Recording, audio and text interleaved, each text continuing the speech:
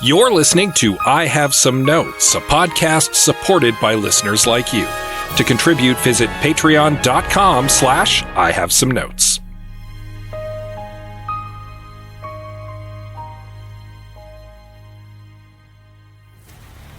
Here's a pitch. We finally do the Simpsons movie. Yes. We can go all out on the marketing too. I'm talking limited edition Xboxes and Vans shoes, digital media content unprecedented for 2007.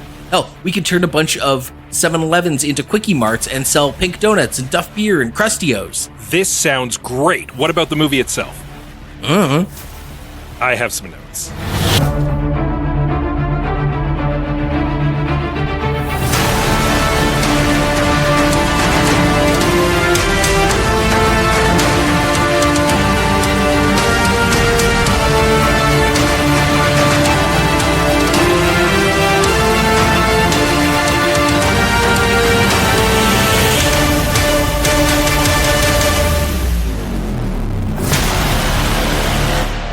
Welcome everyone to I Have Some Notes, the movie podcast with cuts, keeps, punch-ups, and tweaks on mediocre movies. I'm Liam Creswick. I'm Scott C. Bourgeois.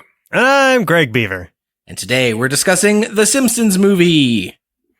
Woohoo! Well, this is Mario. I tried to do the Homer woohoo and it came out as a Mario woohoo. Either way, we are also joined by our guest, Robyn Slack. Happy to be back. Thanks for having me. You might recognize Robyn from previous episodes of this podcast, or you can check him out on Quantum Kickflip, a Slug Blaster actual play podcast. Season 4 is premiering June 3rd. That's the week after this comes out. Wow, it's almost like we planned this. Yep. Now you're going to get that severe I Have Some Notes bump. Yeah. Severe. It's severe because it's a bump that goes the other way. It leaves a bruise. Yeah. Oh, we lost viewers. Damn it. Now, my understanding is that you requested the Simpsons movie. Nope, I requested Robyn. You requested Robyn for okay. So was it your idea, Liam, to do the Simpsons movie? I was all ready to blame Robyn for this, so I already apologized, Robyn. I was like, we should do the Simpsons movie. I can only think of one person I would want to have on for the Simpsons movie episode. That was I'm touched that you thought of me for that because I feel like we know a lot of white men in their 40s, so the fact that you jumped to me is I'm touched. You're the whitest manest in his 40th, I know. I want to say that we have discussed doing the Simpsons movie off and on for a couple seasons, and this is us finally kind of taking the plunge. Well, before we get into the movie, I assume we're all fans of the show, so I thought we could take a little bit of time to just geek out about this beloved series. It's always, I'm always sort of surprised when I meet people who didn't grow up with The Simpsons, where I was just like, how? Like, for a while, there was like, you couldn't turn on basic cable without at least one of the channels showing a rerun. But yeah, I've definitely been a dick throughout my, like, retroactively, I can see that, like, I have had a baseline assumption that everyone is familiar with The Simpsons in a way that not everyone actually is, but it really did feel that way. It was like, oh yeah, this is like shared cultural knowledge. Like, we all are familiar with the show.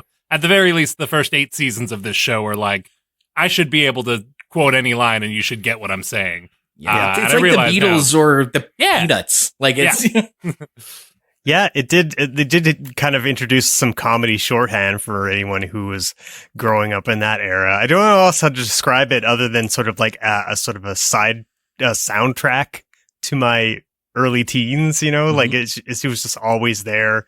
Always something that you could laugh about with friends around the school lunch table, stuff like that, When I was young and The Simpsons began, dating myself there, I was young enough that I was not allowed to watch it for the first while because my parents were concerned it was a little too grown up.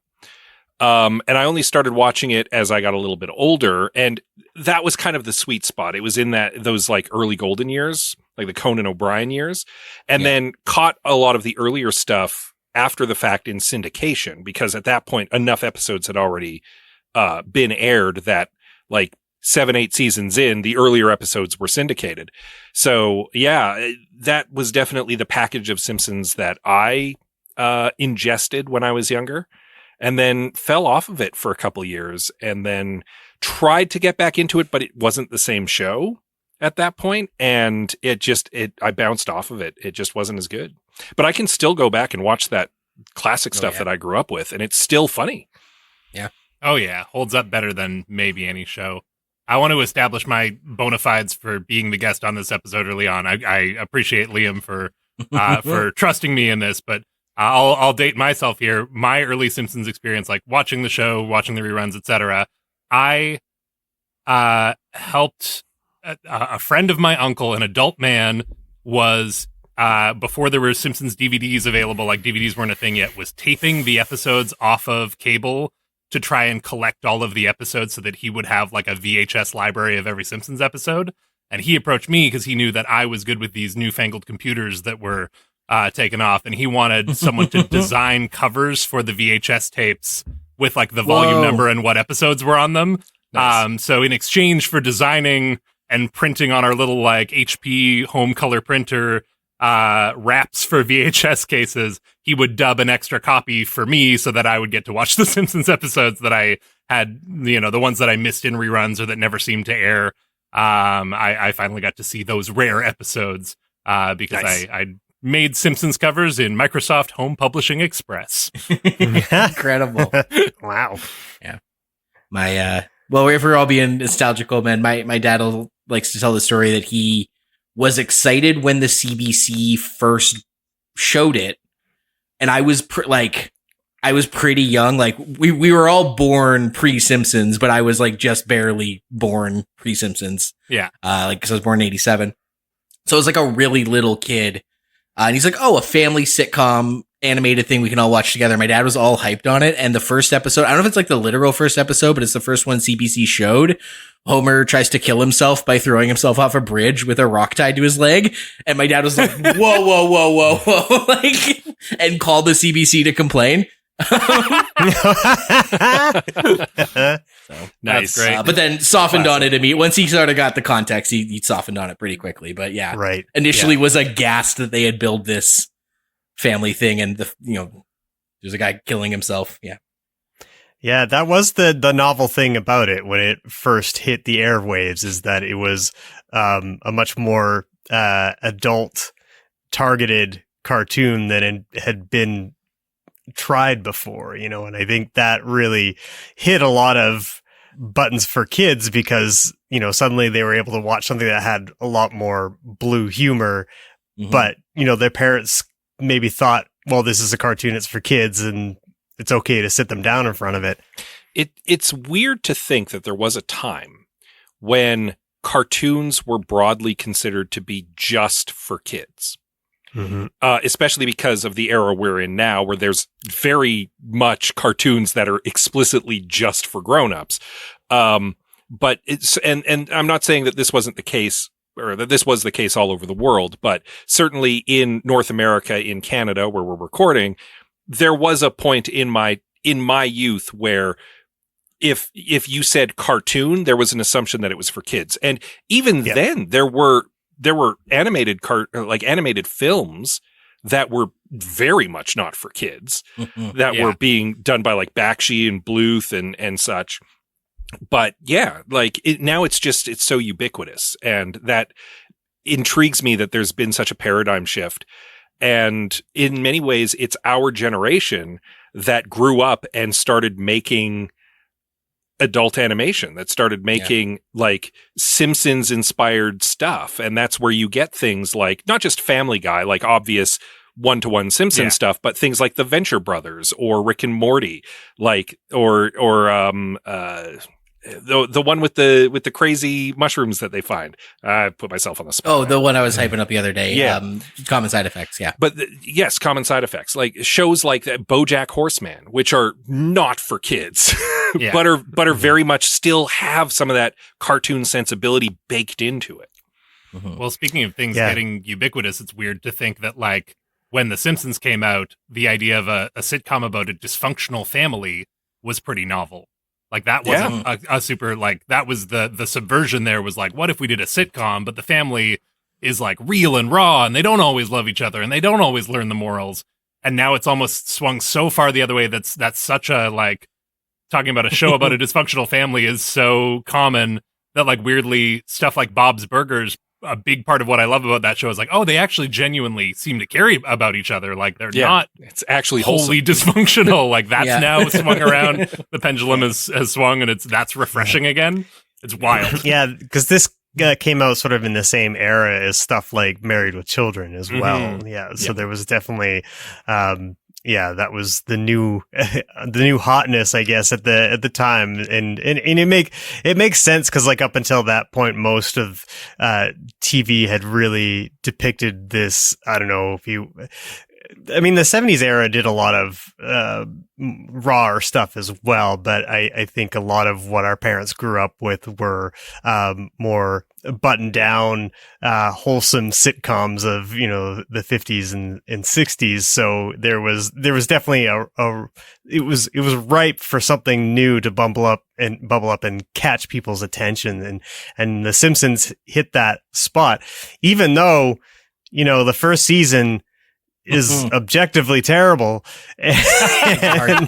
You hold your tongue. It's a tough sit. I tried to get an ex to who didn't grow up with The Simpsons, and I was like, "Oh, we got to watch Simpsons. I'll show you Simpsons. It'll be great. We'll start at like season 2 or 3." She goes, "No, start at 1." And I'm like, "No, 2 or 3." She's like, "No, start at," and insisted, and doesn't like The Simpsons now.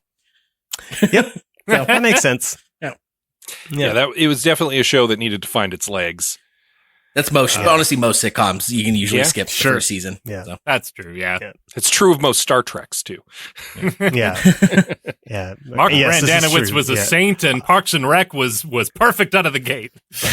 I was just thinking though about that because I didn't catch on to Star Trek Next Generation until the Best of Both Worlds episodes had dropped, and that's when I started to jump on. So, like, shows used to get a lot more time to be able to bake, you know, and like if The Simpsons had come out now and been as trash as it was in first season, that would have been the end of it. It would have been canceled. It would have been canceled by Netflix after 1 season. Yep.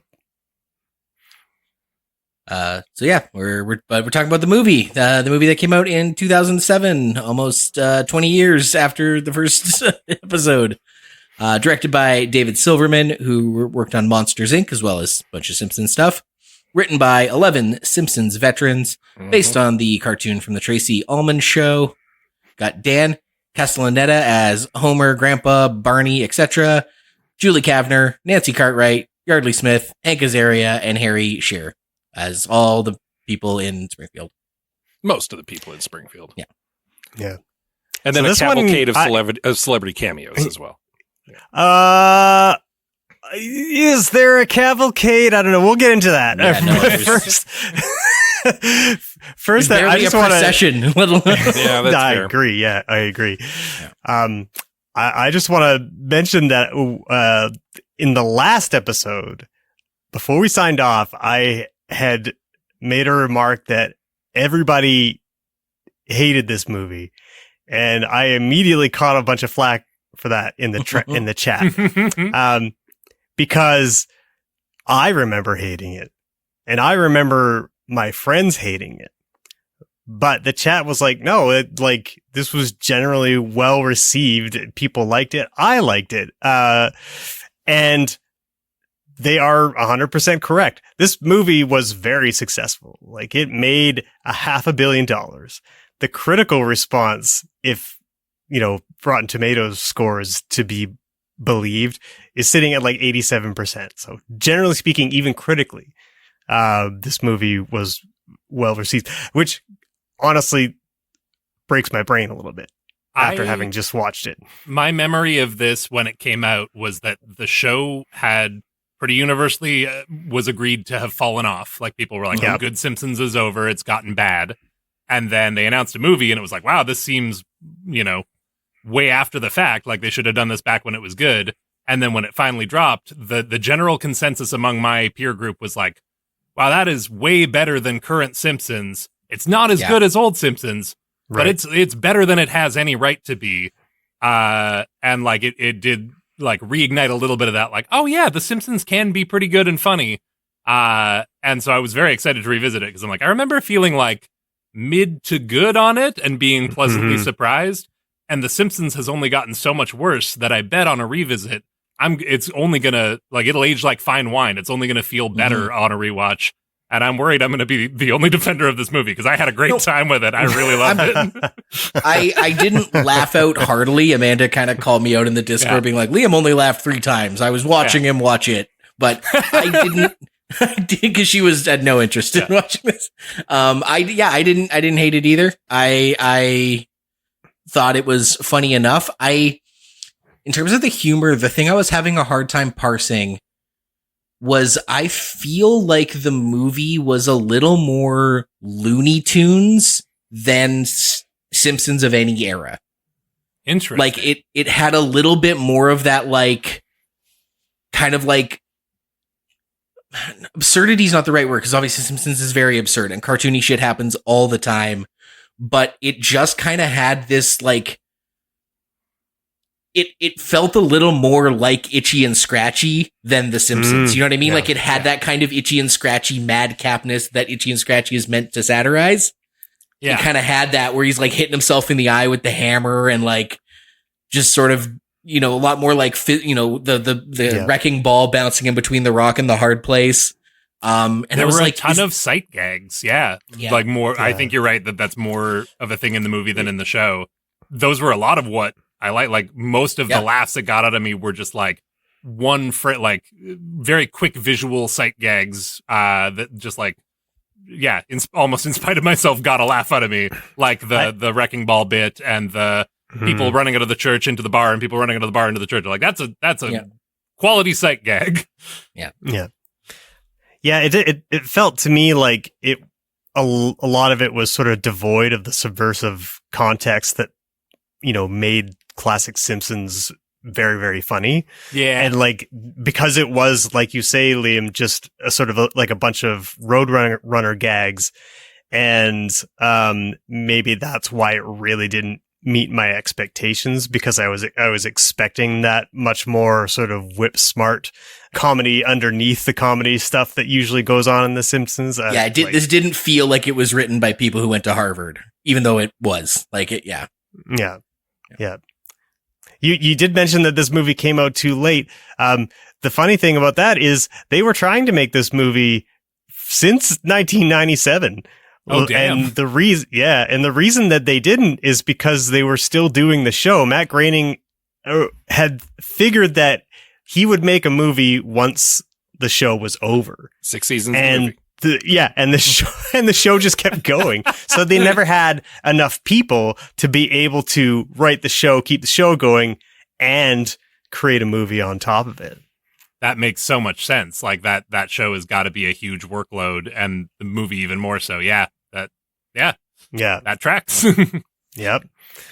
And when they did eventually get to writing the movie, I had found a quote where they had basically said that they wrote the movie very much in the same way that they wrote a lot of the television show, which is like they kind of like split things off into like various writing groups, and then they all came back together and assembled their movie that way, which may be part of the reason why some kind of plot threads are dropped, or some of them might feel a little disjointed. Yeah, that was an interesting tidbit you dug up. I was curious if maybe the reason the show fell off so hard is because all of the best writers were tapped for the movie. It's like, leave the show to the B team. We got bigger things to work on. Oh, no, it really feels like this movie was left to the B team. It wasn't, though. Like for the TV show. Yeah. They did bring back a bunch of the classic writers. Yes, Wertzfelder was in there, and like Groening has a credit on it and stuff. Yeah. But I just, and maybe at that point there, since Simpson's voice had been lost or expended or however you want. I mean, I'm terming this in my view of the movie, which is I didn't like it, and therefore it was a failure. So I don't want to step all over how you guys feel about it, but yeah. No, that's a fair take, and like. The thing I said to Lena, because we watched it together at the end of it, my wife Lena, was like, I feel like we got to go in acknowledging that the idea, just the broad premise of making a Simpsons movie and what that's going to mean to everyone and all of the different things that's going to mean to different people, and trying to make a movie that is going to feel enough like the show that it feels connected to the show, but also it has to feel bigger than the show, because otherwise why is it a movie? So it has to raise the stakes, but it can't raise the stakes too much or it'll feel too different from the show. And it has to combine multiple eras, because there are people watching the current show that don't like the earlier show. Like, it has to do so many things and keep so many plates spinning. And in that light, I feel like it does a better job than it has any right to. Like, as I started trying to pick it apart, because there's definitely things that can be improved, but once I started to pull at threads, it was like, oh, I see that this is a very tricky balancing act. Like, there are a lot of things, a lot of expectations to fill, and a lot of things this movie needs to be, and it does an okay job at being all of them in a way that surprises me. I think that is, if anything, a problem with the movie.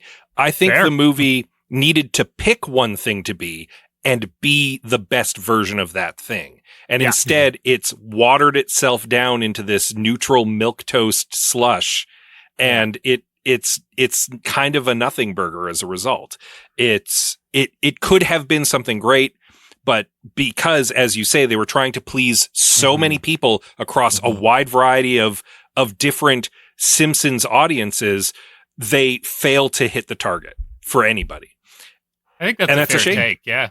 That's kind of a shame. Like, on the one hand, yes, kind of impressive that they made something that's palatable for a broad audience, but unfortunately they could have made a fine gourmet meal for one audience, and that audience, and none of the audiences got that fine gourmet meal. Yeah. I did make a note in my little notes doc every time something like got a chuckle out of me, or just anytime I liked I was like, that was genuinely a good beat. I liked that sight gag. I liked that element, whatever. And the list is about 24 entries, which I thought was, I'm like, that's a lot of stuff. But also, I guess, like, you could argue that for a 90-minute movie, maybe that's not enough stuff. For a 90-minute comedy movie, that's less than one joke a minute. That's true. And, like, I wasn't, did Bart's penis joke, make the cut? Yeah. Did Bart's penis make the cut? That montage, I thought, was a clever series of sight gags. I don't know if specifically ending it on Bart's penis but, like, it's a nice subversion of the trope. They've done that several times in the show. It was cheeky. Yeah. I liked it. Something that they could have only done in a movie as well. Exactly. Yeah. Well, let's go to the trailer and the plot summary, and then we'll get into it. Do it. On July 27th, President Schwarzenegger. That is me. Springfield has reached crisis levels. I've narrowed your choices down to 5 unthinkable options. I was elected to lead, not to read. When disaster threatens our world, they're going to destroy Springfield. One family will show everyone what they're made of. This is the worst day of my life. It's the worst day of your life so far.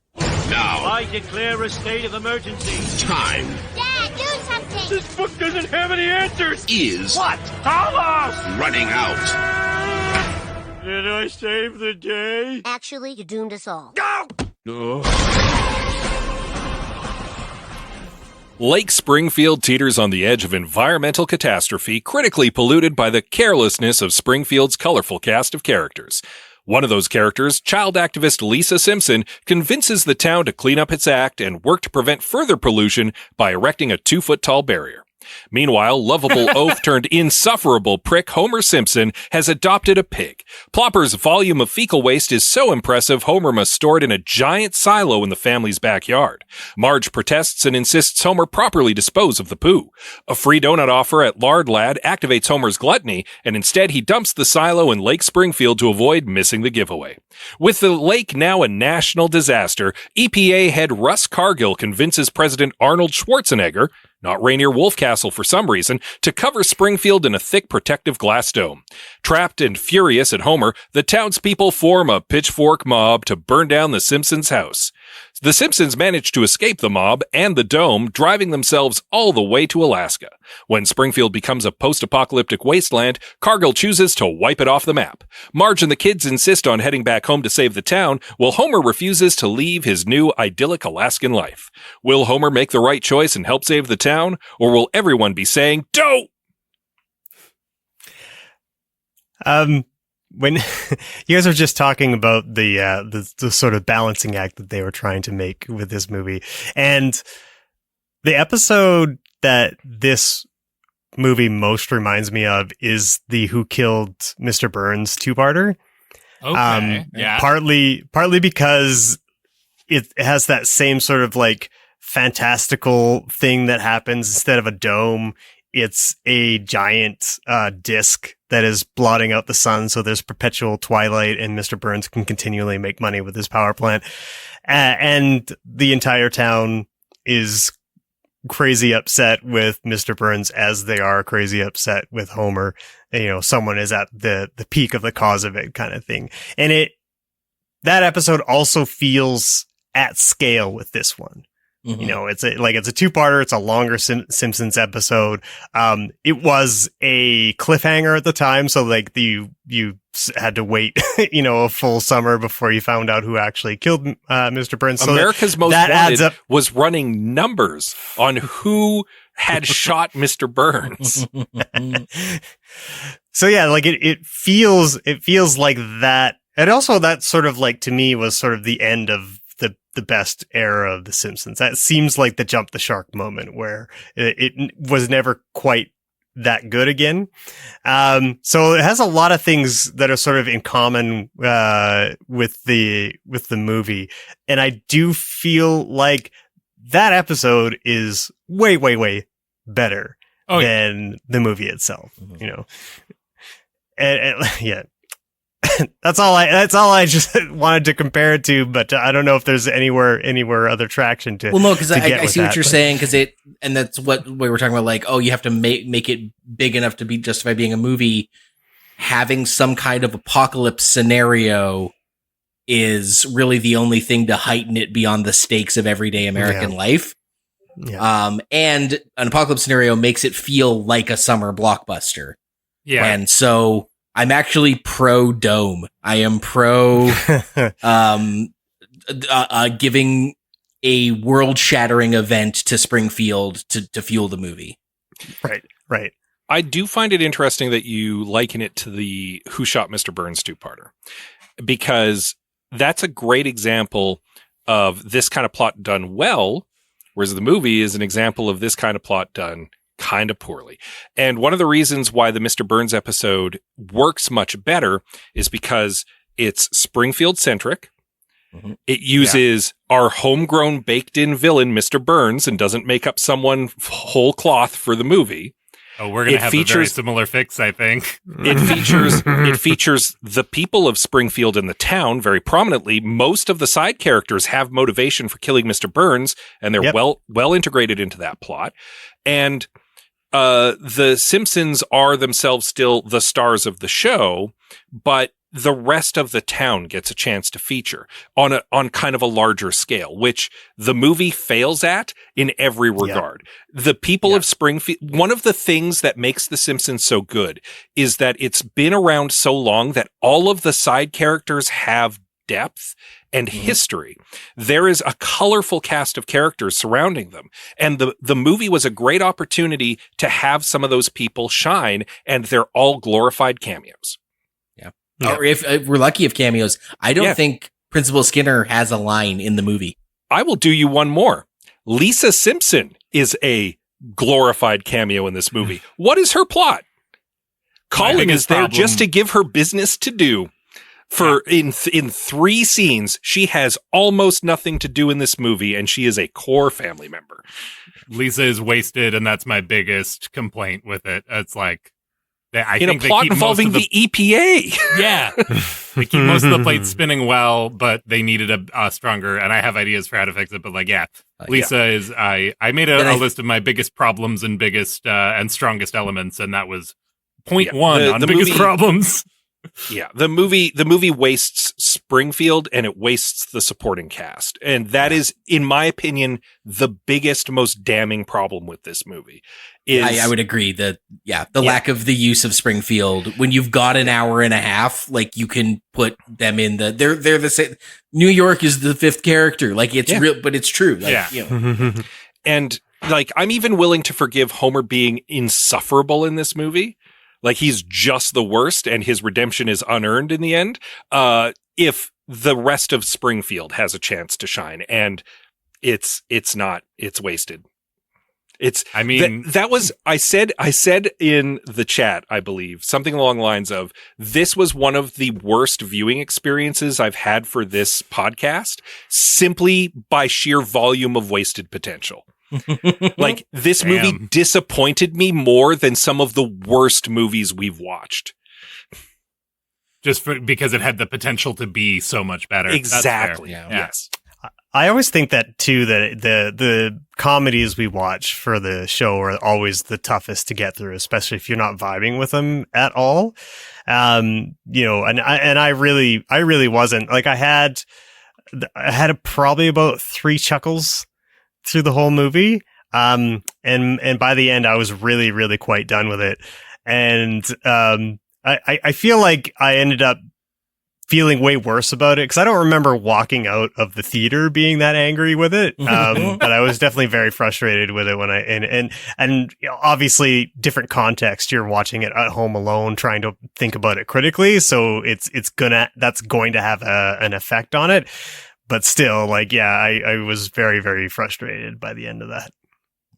Man, I had a delightful time. I don't know. Well, you weren't the only one. Definitely not Golden Age Simpsons, not as good as it could be, but like, I chuckled more than I thought I would. I felt like it did a better job than it had any right to. Maybe part of it was watching it with another person, and just like, I feel like comedies always benefit from like a group watch experience. Yes.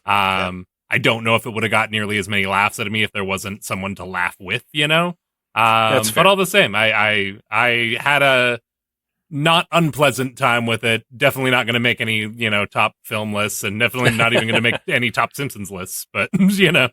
Yeah. I think I had a similar experience. I could see where I was like, oh yeah, like wasted potential and like weird structural things.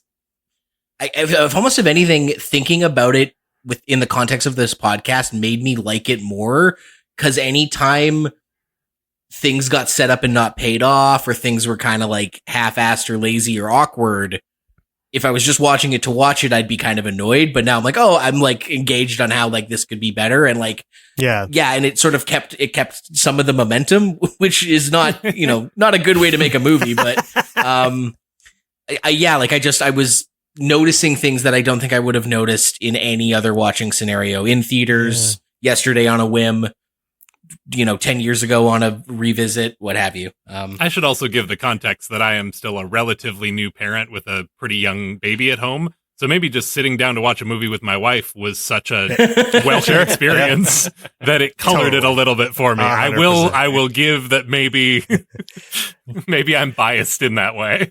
No, that's fair. I felt like, aside from, you know, the plot being not great, as Scott eloquently laid out, I felt like the comedy was just like, it's just slightly off in a way that was needling at me. Uncanny Valley.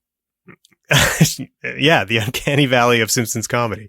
It, like, the best example I can think of is the scene in which Homer is taking Bart fishing, and he has a bug zapper. He throws the bug zapper into the water. It zaps all the fish. All the fish die and come up to the surface. He grabs one, he eats one, and he gets buzzed by it.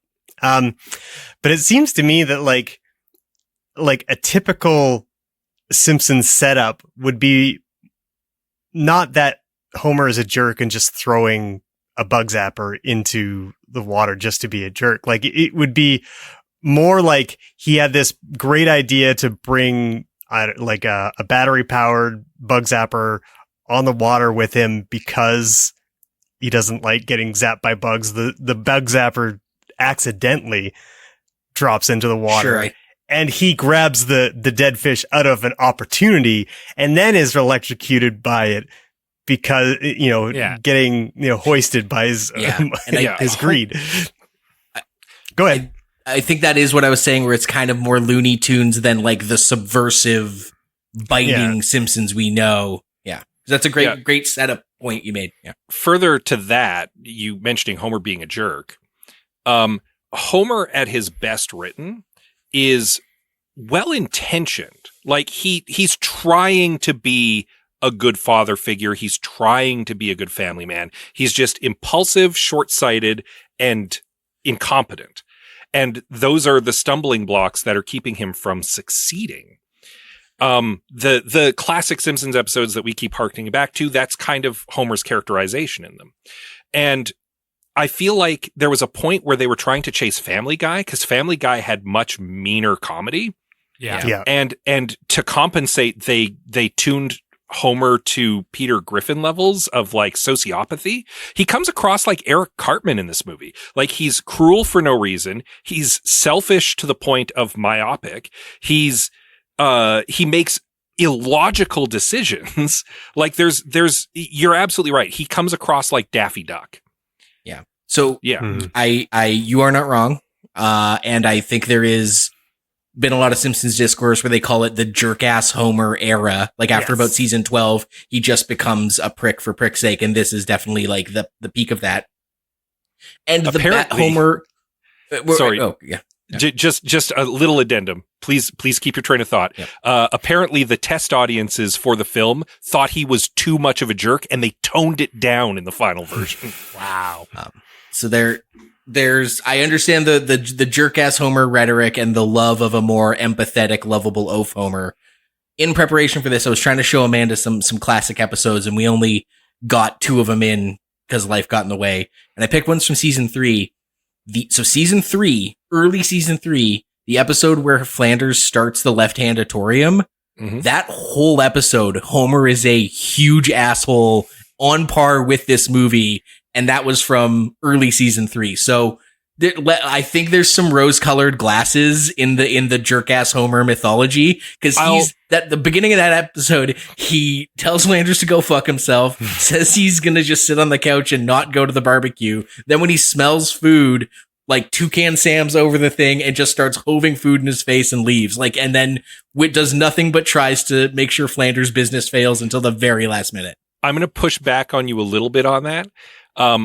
Homer's whole characterization is that he cares about his family, not that he cares about the guy next door who he hates. That's right. But even that, I think you can dig up examples of him being, but like, I agree with Scott too, that like the well-intentionedness, like I think where Homer works, because I agree, I was thinking about this, Liam, as well, like this well-documented thing, the jerk-ass Homer thing, people have observed that this is a thing that the show goes through. And I think it can be a little reductive of just like, well, if Homer's mean, that's bad. And it's like, no, there are times when he's mean even in the earlier seasons and it works. Oh, yeah, for sure. But like I was trying to think of like what makes Homer work as a character.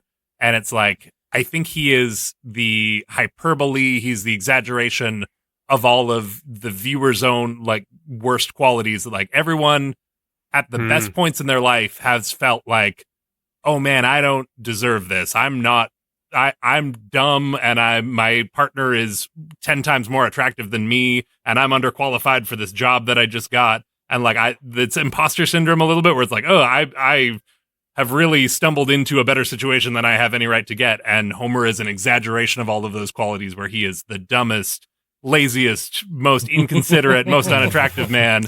And you can't help but kind of root for him because you're like, oh, I've felt like that before, and I kind of want to see how long he can, keep this juggling act going before it all inevitably falls apart on him and he has to learn his lesson. But there is that, like, it has to be well intentioned. He has to get some kind of comeuppance in the end. There's a lot of elements that make it work, and to just be like, well, mean equals bad is I think reductive. Yeah. But also, I think along these lines in this argument, like that, like I think most great comedic characters are pretty malleable, and Yeah. so it all depends on the context that you're trying to surround Homer in. And the context of this movie is that he's supposed to be going on a journey from being a kind of a jerk to realizing the error of his ways, and then having like a big family moment where he re-identifies with Bart and kind of reconnects with Marge and things like that. I mean, that's why that wedding tape thing was set up and all this other stuff, right? And I think if you can make in a single episode of half-hour television of like Homer can work very well as just like a mean character who is the antagonist. But if you're trying to have him go through an emotional arc, then it doesn't come off very well. And obviously the test audiences notice that. And it's still, I think, in the movie proper still feels that way as well. Yeah, I think they overshot. Like, I do think one of the better things the movie tries to do is almost reckon with jerk-ass Homer and be like, oh, his arc is going to be that he starts the movie not caring about anyone about it but himself and really trying everyone's patience and whatnot. And by the end of it, he's going to learn to be considerate of other people, his family, and the entire town. Like, that's one of the things that I respect about what it's trying to do, but I would agree that they don't quite stick the landing. Because he's too much of a jerk in the first part, and then he doesn't do enough to redeem himself in the last part. And we also don't really get enough reactions from the town. Yeah. From him being like that, right? Like he does do a lot of like crazy stuff in the lead up to them getting kicked out of town, but you don't really see the characters of Springfield reacting to that. So that when they come and they show up in this big mob, it feels rather sudden, even though like, clearly he's responsible for the dome being put over top of the whole town. But it doesn't have the emotional weight that it could, right? Well, and even speaking toward what you said before of consequences, Homer doesn't really have to reckon with much in the way of the consequences either, because they escape from the dome in the second act, spend the second act somewhere else while Springfield deals with the consequences off camera, where we don't get to see any of it. And then he comes back and saves the day, and everybody's happy and he's a hero now. It's like there's. I think you just that sentence you just said are my only problems with this movie. Is that we don't see Apocalypse Springfield, and the redemption and climax is unearned and anticlimactic. I'm pretty positive on the rest of it. Yeah. You summed it just up the central perfectly. plot points. You just don't like those. Well,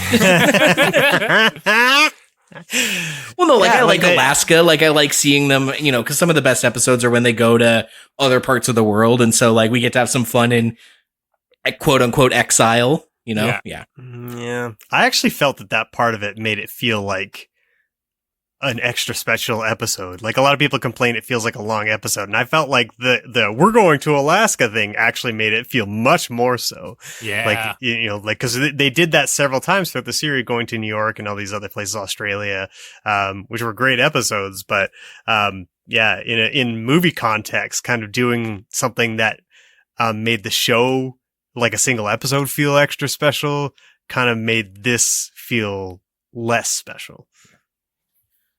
Well, it is also an hour and 29-minute movie, and we are well on track to talk about it longer than the movie itself. So let's go to the second half, and we'll fix this thing.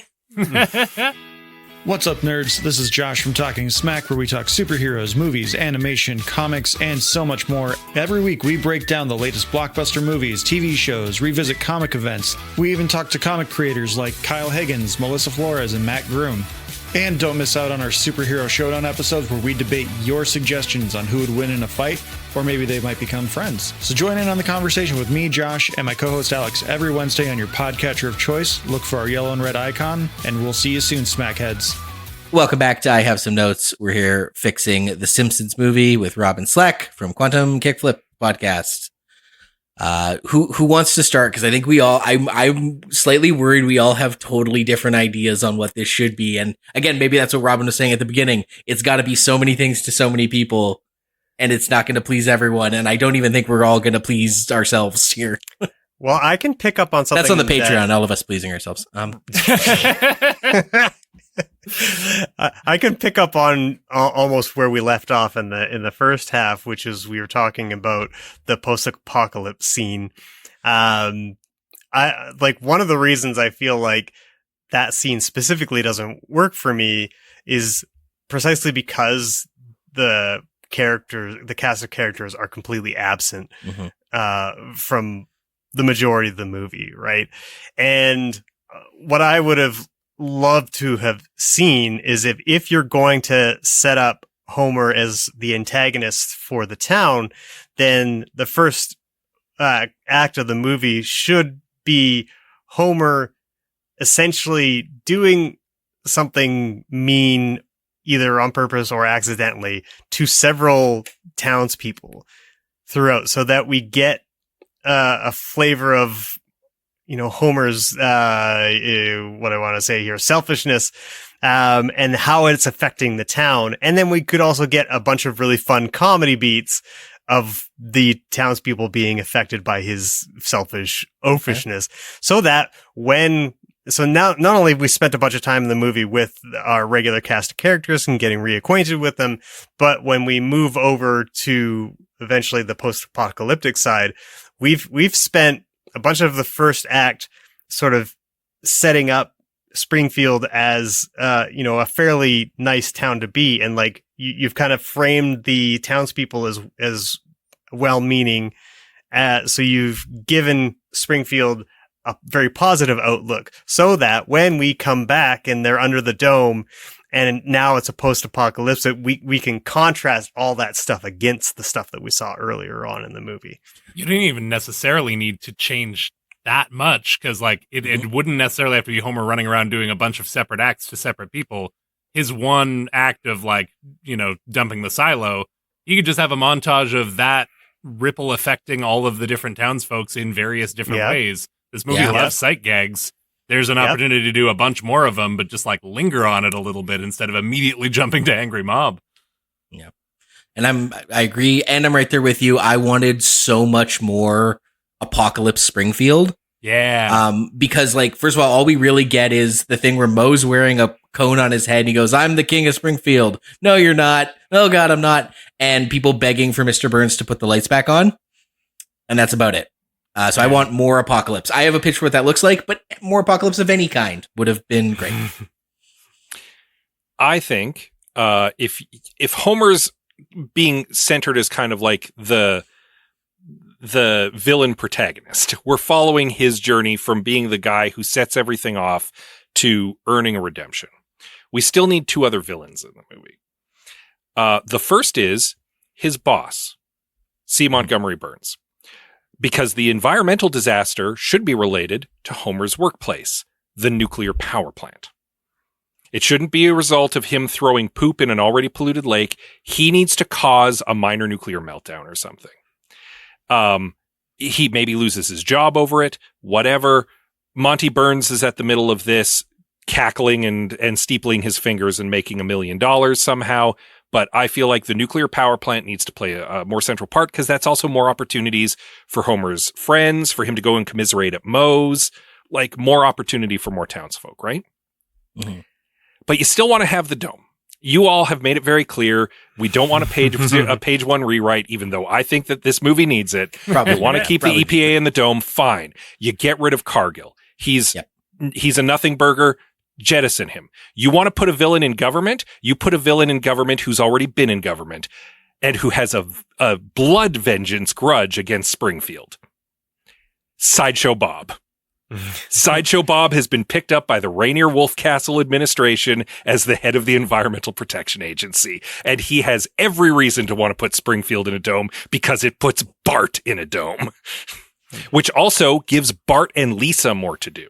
Because if Bart and Lisa are pointed at Sideshow Bob, like Bart is his nemesis, right? So you've got them dealing with the Sideshow Bob villain, while Homer's dealing with his own internal villainy with Marge. So you have like an A plot with the adults, you have a B plot with the kids. Boom.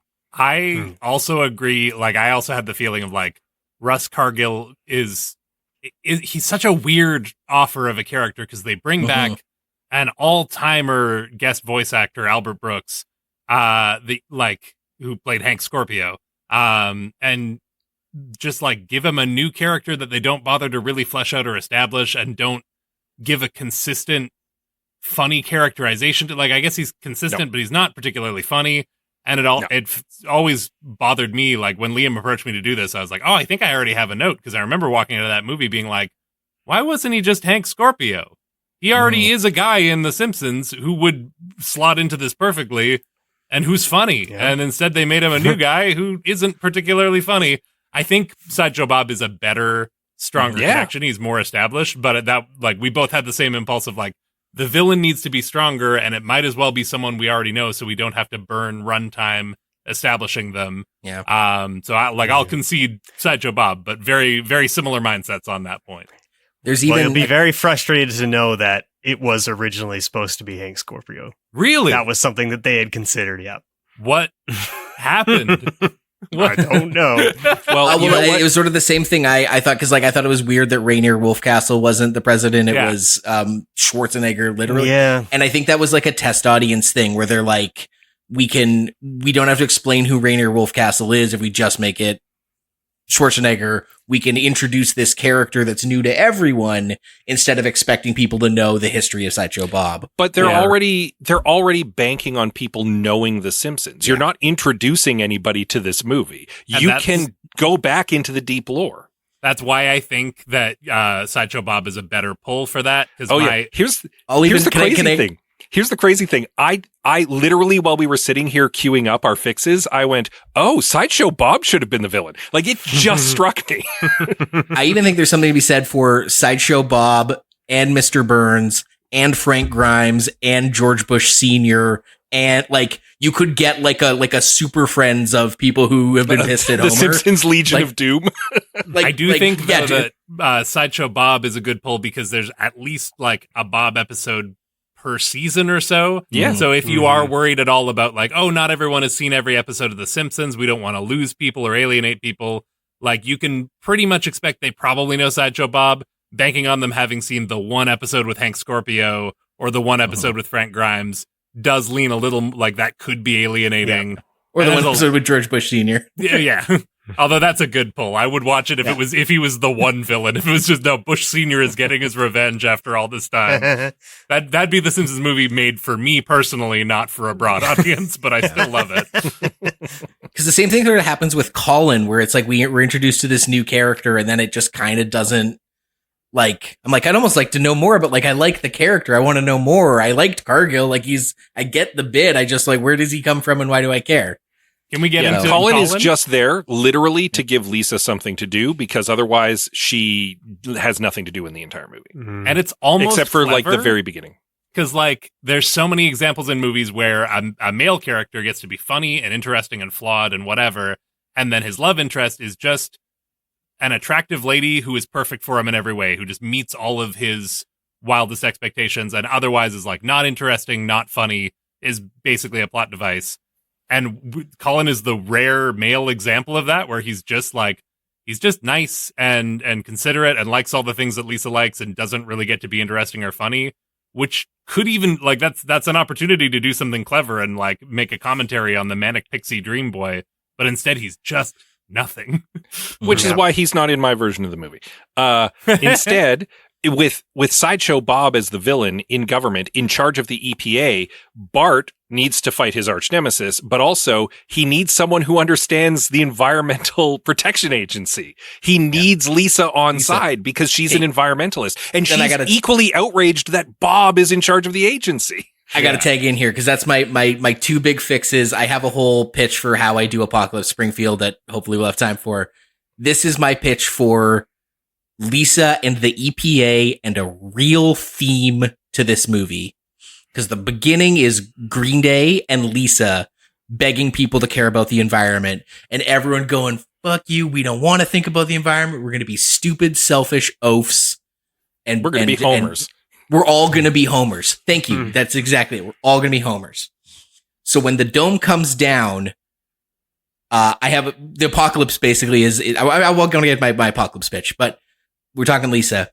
Lisa is the only asterisk, only person not in the dome. She was out on a date with Colin outside city limits, and the dome comes down, and she has to go to Washington, whether it's Sideshow Bob or Cargill or whoever, and do the ultimate, you guys have to listen to me, Lisa Simpson thing, alone and at a national scale. And she doesn't have Colin with her. In my version, like, Colin somehow gets under the dome, but she's not, and they're like separated. But Milhouse was spying on them. And so Lisa and Milhouse go to Washington to do the B plot of saving, like, getting the dome off from the outside while everyone deals with apocalypse conditions on the inside. That is a fun character pairing, and I feel like you could keep kind of teasing the, like, oh, maybe Lisa will finally, like, see what's been in front of her the whole time and bond with Milhouse, and then just cut that down at every turn. Just keep being like, no, she needs to get back to her perfect boyfriend in the dome. She also just needs someone to play off of. Because, like, originally I was like, oh, Lisa goes and does it. Well, she needs a second character. I'm okay with Milhouse being here, but I think Bart still needs to be with them. I think, in fact, if anything, you could have a bunch of the kids have to go to Washington to take on Bob and the government. Well, the adults are all trapped back in, because you could have Martin, you could have Nelson with them on a little road trip as the B plot. Well, back in the A plot, Homer is dealing with the catastrophe inside the dome, and maybe Marge and Homer haven't even noticed the kids are missing because other stuff is going on. That is good. That's also very South Park, but that's okay. The South Park movie rules. I'm okay with it, especially because if we've got Sideshow Bob as the villain, I really want Bart to be there when they confront him. So that's fair. Actually, you know what? Actually, I kind of like that because I have a pitch for Apocalypse Springfield, and I wasn't too sure what to do with Bart. And I think I like the idea of Bart, Lisa, and Milhouse go to Washington to get the dome off from the outside and fight Sideshow Bob while inside apocalypse conditions. So I want to circle back to what I had said, where you're like, oh, they're all being homers. They're all being homers before the dome comes down, and then when the dome comes down, they all give in to their most base instincts. And I thought there was an opportunity. Are you guys familiar with the term Flanderization? Yeah. Yep. It's like for maybe listeners that don't know, it's like a media criticism term that has come up over the years with Ned Flanders as the example, that, like, as shows go on over time, characters, like, coagulate and reduce and boil down to their most core characteristics. Yeah. And kind of become caricatures of themselves in the process. Precisely. It's like Monica and Friends is the best example I can give of that. Yeah. Where it's like neurotic and I clean, and that's her whole character by the end of the whole bit. If you put a dome over and apocalypse conditions on every character in Springfield, it is going to drive them into real-time accelerated hyper-Flanderization, and we see them being their absolute worst versions of themselves, heightened versions of themselves, when they're put in this impossible, also big blockbuster summer premise of an apocalypse. And so I think, oh, sorry. That provides a fun opportunity. If Homer's quest isn't like, oh, I have to swoop in at the 0 hour and save the day by riding a motorcycle and throwing a bomb. If instead he's like, I have gone on a journey of self-discovery. I've learned that I need to think of others, and we need to work together to get through this, and we can't just be selfish assholes. And then his redemption is he needs to convince the other townsfolk. He has to, like, bring them all on the journey with him and be like, hey, I was once like you, and I know you're all mad at me because I was I was the worst of us and I tipped us over the edge, but now I need to teach everyone how to work together so that when the kids in Washington do their part, they don't lift the dome on just anarchy. Like, we have to still be a society when the dome comes off. That's interesting. I like that. I like the juxtaposition of Homer starting as the jerk ass and having to convince everybody who's turned into him to come back. That's a nice character journey, and it's an earned character journey. Yeah. And if I add a little to the detail, I think from when the dome comes down to when it is later, like much, much later, revealed that Homer is the reason this happened, he more or less, like, if everyone is turning into selfish, idiotic oafs, he's becomes king of Springfield. He spends the second act as the head idiot in the town of apocalypse idiots, And it is only when they realize he is the cause of it that they're going to throw him to the wolves. That's when the pitchforks come out. Yeah. The pitchforks come out. I have an alternate take. Okay. Because I think what's everyone's feelings on the pig? Do we like the pig? What happens to the pig after the first act? Does it ever even come back? Fucking disappears. Yeah. I like the pig, and I would have liked more pig throughout the movie. Yeah. I think it's almost a clever way if you're going to have Homer being a jerk at the beginning. Like I said, they go a little too hard on it. They make him a little too much of an asshole, a little too selfish. And then later when they're in Alaska in the cut of the movie we have now, everyone else finds out they're going to nuke the town and are like, we have to go save all the people. And Homer's like, nah, not into it. And Marge even calls back his thing of like, hey, in every marriage, you get one chance to say you got to do this with me. And he's like, that's the stupidest thing I've ever heard. And like, wow, they really just made him irredeemable. And they're so close because I feel like giving him the pig gives him a way that he can be selfish, but it's still kind of well-intentioned and cute because he's not just doing it for his own personal gain. He's got a cute pig that he's being selfish on behalf of. So I feel like a little bit of like a way to just dial it back a little bit. You can still have him be a dick. You can still have him doom the town. But just like when he, does whatever it is, dumps the silo, causes the meltdown, it's not because he wants to go get donuts before they close down. And so he is careless and does a thing. It's because maybe they're throwing out a bunch of rancid donuts and the peanut butter ones are Plopper's favorite. And it's that like childlike, it's like, well, that's still a bad reason to do this. But I can kind of like, you were trying to be nice to an animal. You were cruel in a dumb way, not in a mean way. Could he anoint being well-intentioned? Yeah, could he anoint the pig, the king of the apocalypse? You're getting ahead of me because I was like, well, he needs a reason to turn on the town so hard. Like when all the other Simpsons are like, we need to go rescue everyone, and he's like, nah. I feel like I missed a beat where the town like really pissed him off and personally betrayed him, and really all they did was like come to prosecute him for the things he did. Like they formed an angry mob when he doomed the town. They didn't personally slight him, and I was like, oh, the fix there is when they find out that it was Homer, they take the pig away, and he takes that personally because they take his best friend from him, and that's why he's mad, and he eventually has to learn to like see things from their point of view and realize what happened. So that like puts him on his journey of self-discovery. And then when we like flash forward and the town is all crumbled, who's the leader of the town? The pig is the emperor. Like they've taken the pig away, and then when they fell into chaos, they're there now because they're all Homer. They all worship the pig. That's and great. meanwhile, Homer has realized, hey, this is Yeah. a bad reason to do selfish things. You guys need to let go of this stupid pig cult. I hate to say I it, like this a lot. but in the third act, this pig is going to die now. I mean, I have a yeah. Speaking of, I have a quick pitch for body count because this Okay. is a summer blockbuster and it takes place like it's a big summer movie. It's a big movie, and it takes place in apocalypse conditions. You kind of need a body count, but you can't kill anyone. At They some killed point, Dr. Nick. They do kill Dr. Nick. They try to get better. dig. He's back in the show, right? I'm sure.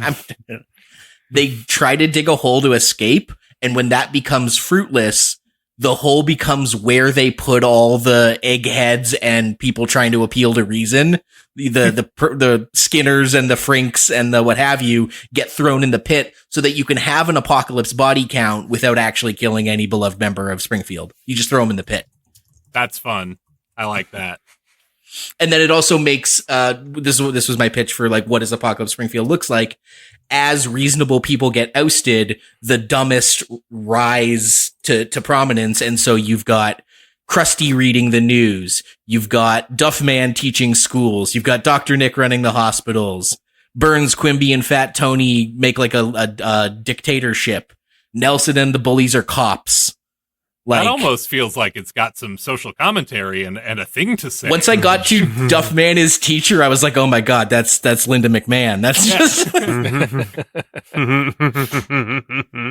I like that. And then you also get The Simpsons loves their like weird deep cut references, and specifically weird deep cut Planet of the Apes references.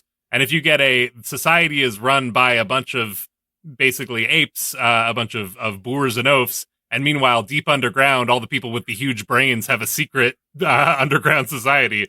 That's the second Planet of the Apes movie. Yeah. No one will get it, but the Simpsons writers will done feel by very this clever. podcast. The first thing I thought of was the Day of the Dead, when they got the underground bunker and they're trying to like teach zombies how to like be, act like humans again or whatever. Yeah. I thought, I was like, well, could you make a post-credit scene about that or something? But I like it being Planet of the Apes coded much better. I think that would be a lot of fun.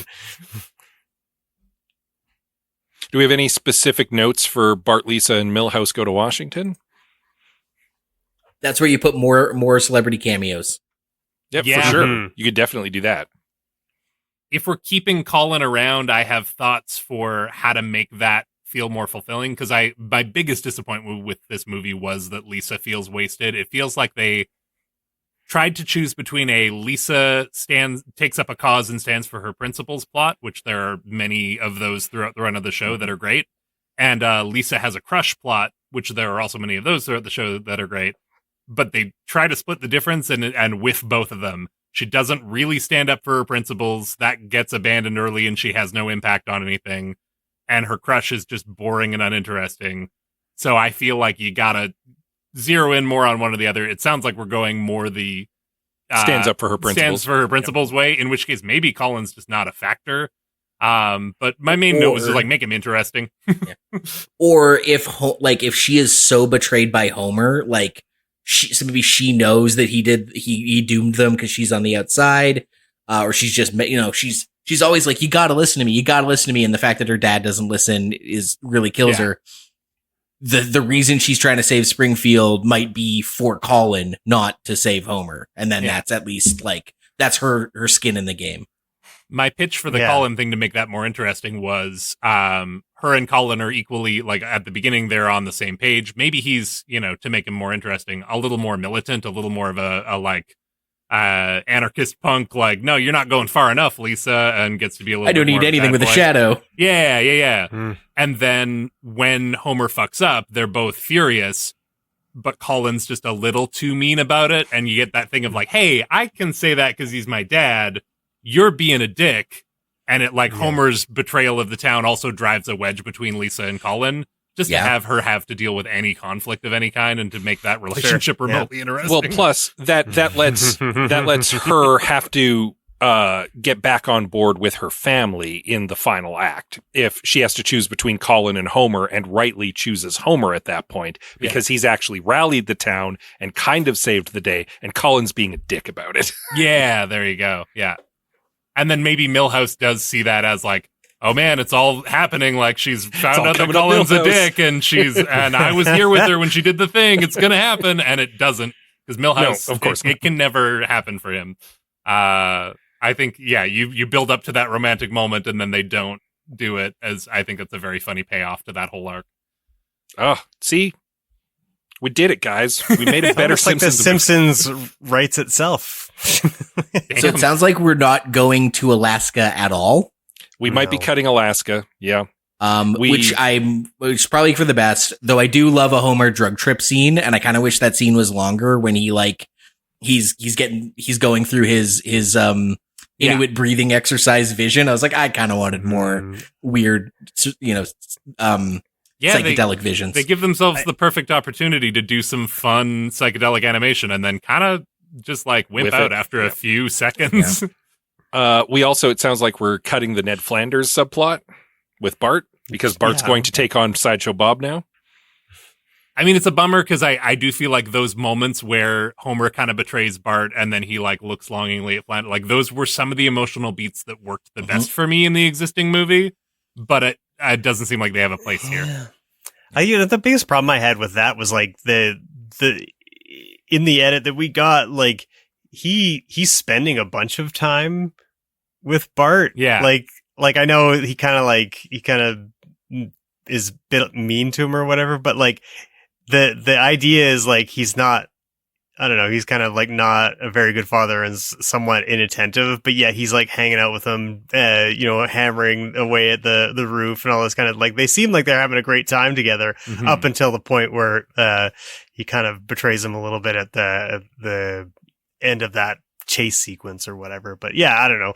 It's just, like, that didn't necessarily super work for me. So I'm actually quite okay with the dropping that subplot altogether. Yeah, I'd let it go. The reason I was asking about Alaska, to get to Alaska, they have to get a truck. To get the truck, he has to ride a motorcycle around a dome or around a sphere.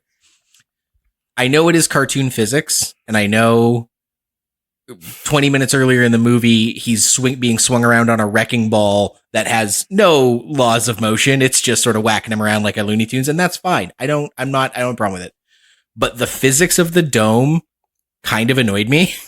That's not how those guys who ride motorcycles through spherical cages, that's not how centrifugal force works. And to be the climax and the redemption, I didn't like that he drives the edge of the motorcycle. It just literally doesn't physically work like that. And if we're doing a thing where the whole town has to come together and work together, because, like the climate change analogy, they all have to work together to break the dome. Maybe you guys have a better idea, but at the very least, human ladder, and the weak point is at the apex, and they have to ping it with a little hammer. Yeah, that 100% works for me. I'm still okay with Sideshow Bob trying to blow up the town when the initial dome thing, when Lisa manages to convince Congress to lift the dome with a rousing speech. Sideshow Bob is just like, well, plan B then, and sends a bomb because he's Sideshow Bob and he's evil. And they're rushing back, but they're not going to make it in time. And the town has to pull together to stop the bomb or get it out of the dome. I'm still okay with the bomb still blowing up the dome. It works. That can be an excellent conflict between, or add to the conflict between Lisa and Colin, because if he's now kind of like more of a rebel type, he would think that trying to go to Congress is useless, or whatever, and that in the end Lisa manages to go through the right channels and convince and kind of show that democracy can work, and when she comes back to Colin, he's like, yeah, I'm sorry, and yeah, you proved me wrong. Yeah. For the record, Bart can't touch Sideshow Bob for most of the movie because he's with the government. He's protected, but he gets officially fired just after the bomb thing. And Bart is able to get one in on him. And then he turns around and steps on a rake. That's how Sideshow Bob, Maggie doesn't drop a rock on his head. He turns around, steps on a rake. That's Sideshow Bob's exit.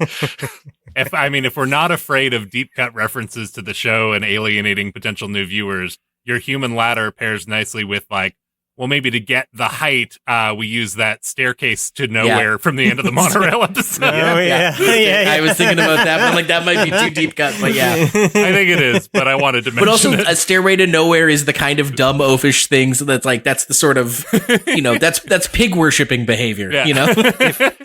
If you really wanted to do a fun deep cut to an all-time classic episode, they could use the remains of the monorail to get up there. Yeah. That's not bad, because they do try to do that a couple times. They jump the gorge. Yep. There's a couple other ones where it's it's just you're calling back to a classic moment, and using the monorail or the anything. The stupid monorail saved the town. Mr. Burns giant paddle to block out the sun, or you know.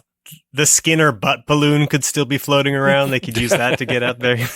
Honestly, the way you do this without alienating anyone is you do the human ladder, and then just as we're gaining altitude, you keep seeing these things in the background. You see the remains of the monorail, you see the sun blocker, you see the Skinner balloon. They're just background. They're Easter eggs in the truest sense. That'd be great. Not in the weird Marvel homework way, but in a fun treat way. Good call. Yeah. Guys, I think we made a much better Simpsons movie. I would be excited to watch the movie we just pitched. I actually, I 100% agree. Not to pat ourselves on the back too much, but I was getting pretty jazzed listening to you guys put it all together. Sounds good. I think we got there. Any other mini notes? Just hey, I had a couple of stray thoughts, which were just I agree with you. The Vision Quest, keep it, make it longer, but also you don't need the weird Inuit stereotype lady. You can do a Vision Quest in the version where he's in Alaska, like he just wanders out into the snow and then gets really cold and hypothermia and hallucinates. In this version, maybe it's, after they cast him out of society, they throw him in the pit, whatever. He inhales some weird pit fungus. I don't know. But like, I am loath to cut the only Indigenous representation in the movie, but also I think most of the Indigenous folks I know would agree that no representation would be better than this. And what would be even better would be some representation. Maybe Colin, instead of being randomly Irish so that he gets to make a Bono joke that doesn't land, could be Indigenous. And then that could, lend to his anger. And you could cast him with an Indigenous voice actor instead of the white lady that voices the voices boob lady. Oh my God. And, he's, his position as an environmentalist, it's like the guy crying on the side of the road, like that old commercial.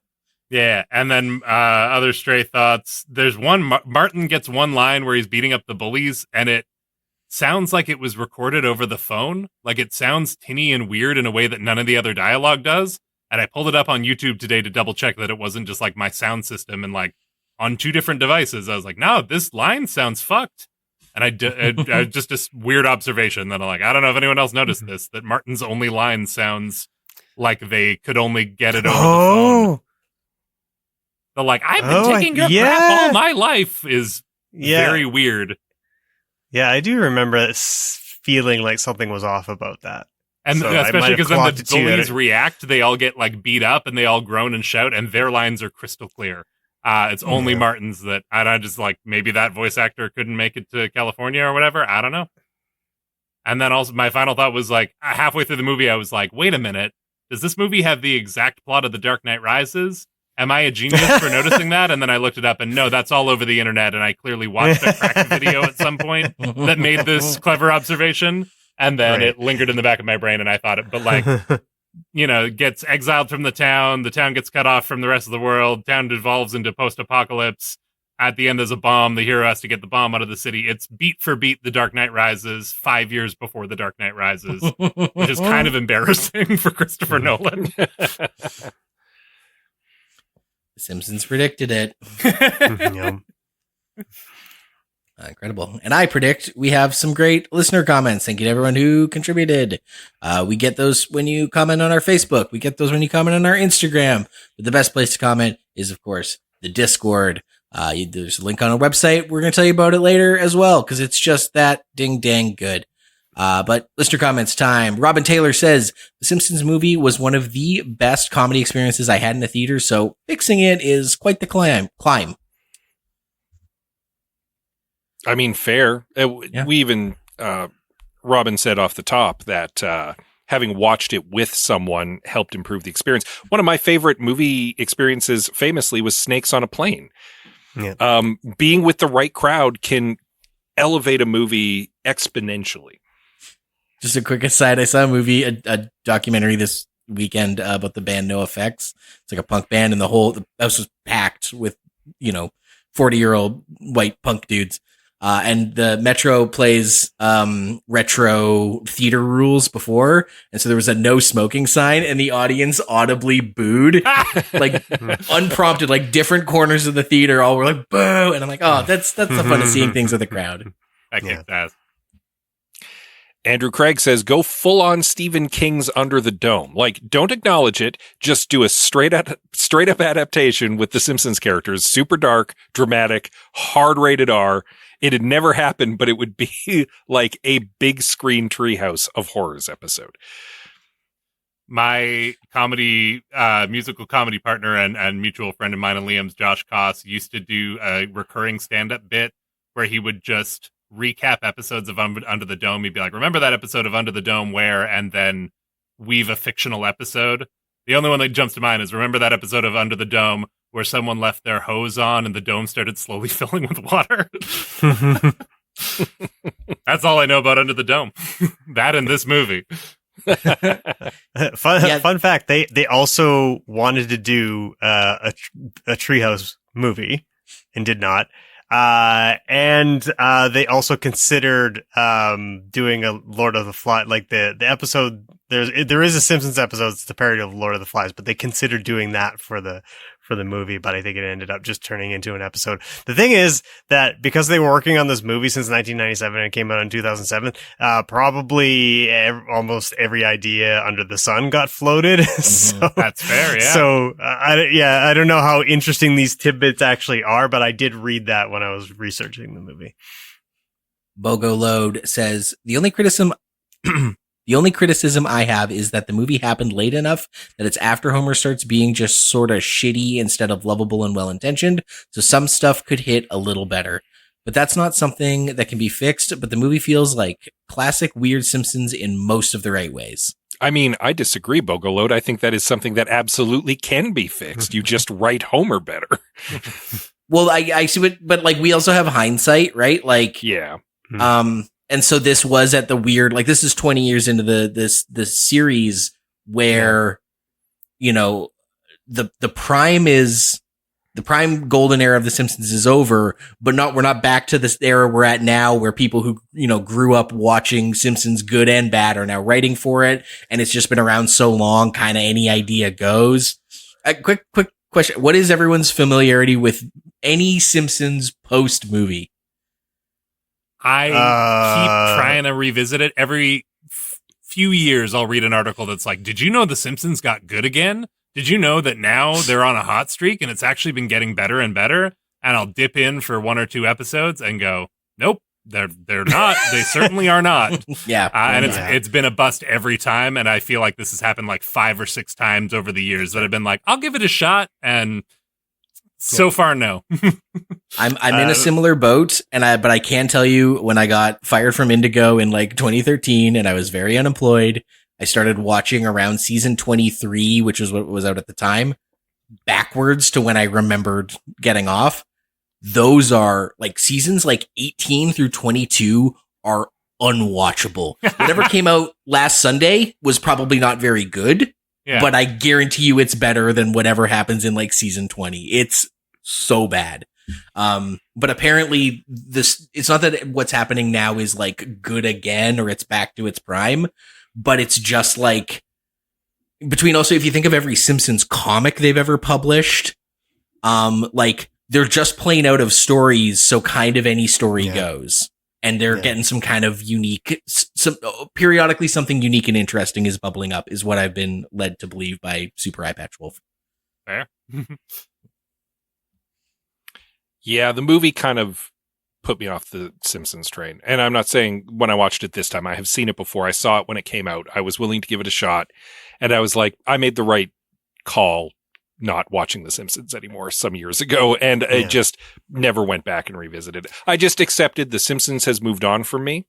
It is not for me anymore. I still have The Simpsons that I grew up with, and I can still go back and enjoy, and the new Simpsons is for someone else, and that's just, I'm at peace with that. Yeah.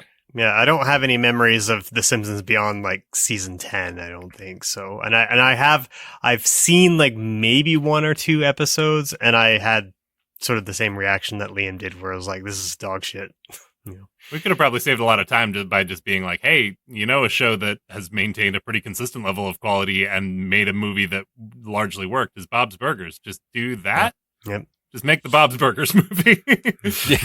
Bob's Burgers movie is pretty good. Actually, generally, they're more hits than misses because the Bob's Burgers movie is pretty good. Beavis and Butthead Do America is pretty good. South Park Bigger, Longer, Uncut's pretty good. Yeah. Yep. Hey, we've still got some more listener comments. Oh, no. Tack says, I'm so curious to hear your takes on this because I completely missed the boat on The Simpsons. It's always been too proto-version of other adult animated shows that I just watched first. And that's fair, Tack. We even mentioned off the top of this episode, it's weird that we now live in a world where not just adult animation, but also sitcoms in general have been so influenced by The Simpsons that it is the example of itself. Like, yeah. Though I am worried as we like get older and older, it's going to be like when old people talk about like old, newspaper comics, like, The Simpsons for me is going to be the Marx Brothers for my dad, where I'm like making my kid watch it, and my kid's going to be like, yeah, I guess I don't really have the context for any of these jokes. And I'm like, but it's brilliant. You get that it's brilliant, right? And my kid's like, sure, yeah. No, I understand. I'm cool. I get it. The thing that really makes me question what's going to happen next with The Simpsons is that it's been on for a very long time, and we have lost some cast members, but no one core to the cast. But there's going to come a day when Dan Castellaneta is going to drop dead. And this is not me wishing ill on Dan Castellaneta. I want to be clear on that. I want him to live to be 105. But one day he's not going to be here. What happens to The Simpsons? Do they cast a voice alike for Homer? How does that go over? Do they continue without him? Like, do they just call it right there and go, you know what? We've lost Nancy Cartwright. It's time. We have to pull the plug. Like, we're done. I legitimately don't know that they will. I think they will try to persist. They'll try and do the Muppets with it, cast a voice alike and just carry on. And I don't know if that's going to work, and I don't know if it's going to go over well. And that's the real stopping point for The Simpsons for me, where I'm like, can it outlive one of those core cast members? Because them losing Mrs. Krabappel is one thing. Them losing Homer Simpson is another thing. The cynical part of my brain is like, it's owned by Disney now. It's going to be all AI. They will clone his voice. I'm sure it's in his contract now that they own his voice print and they can do whatever the fuck they want with it. Oh my god! But on the flip side, like if you're asking, will a sound alike? What if Homer sounds different? Will that turn people off? I don't know if you've watched any recent episodes, but Marge that voice actor sounds like she is in pain. It's really hard to listen to her do the Marge voice, because it sounds like she's shredding her throat in a way that is not healthy. And it's like deeply uncomfortable to watch any Marge scenes in a current episode. So like, and they already don't sound like themselves. And they biffed it with Kermit, but I can say they actually nailed it with Rick and Morty. I don't know if anyone's watched recent Rick and Morty since Justin Roiland got fired. You can't tell the difference. You cannot tell the difference. I've seen clips, it's and really good. It's imperceptible.